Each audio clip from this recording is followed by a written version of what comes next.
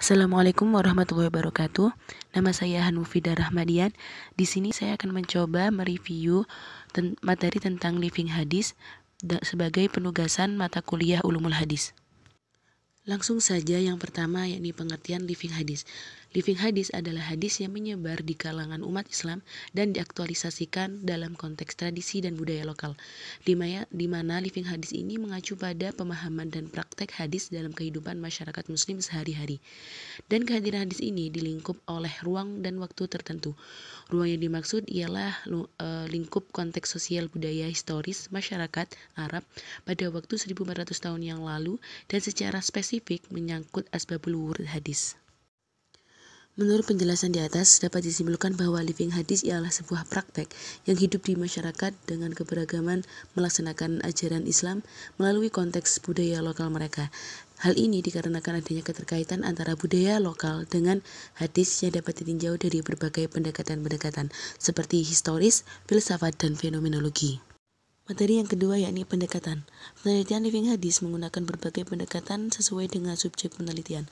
Yang pertama, pendekatan sejarah. Metode ini digunakan untuk mengamati proses sosial budaya berdasarkan alur waktu. Secara pendekatan historis, hadis tersebut dapat diuji otentisitasnya atau kevalitan sumber dokumennya, apakah memang benar-benar berasal dari Nabi Muhammad SAW atau tidak. Hal ini bisa dilihat dari asbabul wurudnya. Pendekatan yang kedua yakni pendekatan sosiologi dan antropologi. Pendekatan sosiologi yakni dengan mengkaji praktek-praktek keagamaan untuk membuktikan hubungannya dengan interaksi, struktur, ideologi, kelas, dan perbedaan kelompok yang dengan ini semua masyarakat bisa terbentuk. Pendekatan antropologi yakni dengan mengamati perilaku manusia di mana posisi dan peranan tertentu dari seseorang dalam kehidupan bersama sangatlah penting melalui hubungan fungsional dalam masyarakat. Selanjutnya yang ketiga ini pendekatan fenomenologi. Agama sebagai fenomena kehidupan sebagai sistem sosial budaya, yang artinya mengkaji agama secara filosofis dan teologis, tetapi agama sebagai fenomena empiris yang mendasari setiap fakta religius. Yang keempat ini pendekatan hermeneutik, mengkaji dengan cara pembaca memahami teks yang dimaksud oleh pengarang karena adanya perbedaan waktu, tempat, dan konteks. Latar belakang sosial budaya yang berbeda antara pengarang dan pembaca yang memunculkan pluralitas pemahaman terhadap teks. Materi yang ketiga yakni metode penelitian. Yang pertama yakni observasi atau pengamatan yang dilakukan terhadap fenomena sosial keagamaan. Yang kedua wawancara, ini proses memperoleh keterangan untuk tujuan penelitian dengan cara tanya jawab sambil bertatap muka antara pewawancara dengan responden atau orang yang diwawancarai dengan atau tanpa menggunakan guide wawancara.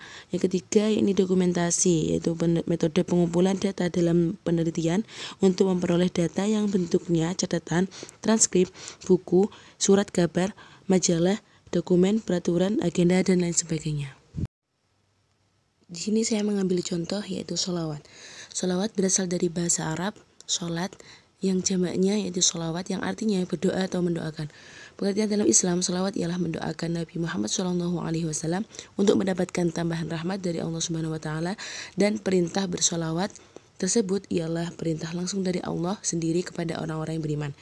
Dalam tradisi masyarakat, sholawat ini biasanya dilakukan dalam acara dibaan, perjanjian, ratiban, dan burdahan. Tidak hanya sholawat itu saja, syair tanpa waton juga termasuk tradisi yang dibaca biasanya sebelum melaksanakan sholat maghrib dan isya sebagai tanda waktunya masuk sholat yang terjadi di wilayah sekitar saya.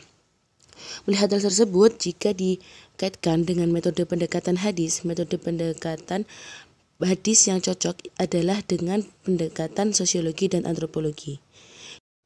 Hal ini didasarkan dalam surat Al-Ahzab ayat 56 yang artinya, sesungguhnya Allah dan malaikat-malaikatnya bersolawat untuk Nabi. Hai orang-orang yang beriman, bersolawatlah kamu untuk Nabi dan ucapkanlah salam penghormatan kepadanya. Sekian dari review yang saya jelaskan. Kurang lebihnya mohon maaf. Wassalamualaikum warahmatullahi wabarakatuh.